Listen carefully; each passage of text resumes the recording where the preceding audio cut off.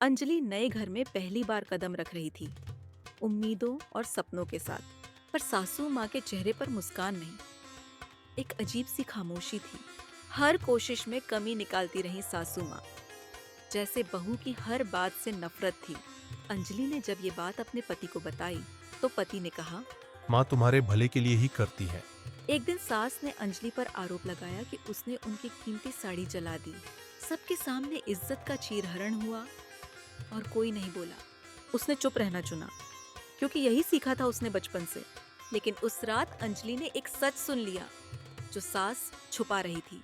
ये बहू तो सीधी है, इसे कुछ नहीं देना, सब हिस्सा हमारी बेटी को मिलेगा। अंजलि ने वो सब रिकॉर्ड कर लिया, लेकिन सवाल था क्या करे अब। उसके दिल में तूफान था, पर चेहरे पर शांति। अब वक्त था सच्चाई को सामने लाने का।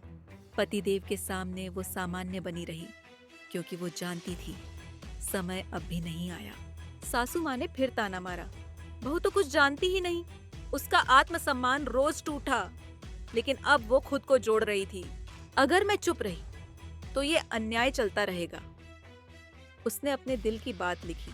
उसने पहली बार किसी को भरोसे में लिया और अब अकेली नहीं थी। पहली बार किसी ने सासू माँ को उनके ही अंदाज में जवाब दिया। सासू माँ के दिल में पहली बार कुछ चुभा, शायद पछतावा। अंजलि ने पूरे परिवार को आमंत्रित किया। सच को सामने लाने का मंच तैयार था। उस रात उसने सिर्फ साड़ी नहीं पहनी, अपने आत्मबल को ओढ़ा। महफिल सजी, रिश्तेदार आए, लेकिन सासू माँ के दिल में घबराहट थी। अंजलि बोली, मैं कुछ सुनाना चाहती हूँ, सिर्फ 2 मिनट। हिस्सा हमारी बेटी को देना है, बहू को कुछ नहीं। कमरे में सन्नाटा छा गया। सासू माँ की आंखों से पहली बार आंसू बह निकले। नकाब उतर चुका था। अंजलि ने जीत हासिल की, लेकिन बदले में नफरत नहीं, माफी चुनी। उसने सबके सामने वो रिकॉर्डिंग चला दी। हर शब्द जैसे पत्थर बनकर गिरा।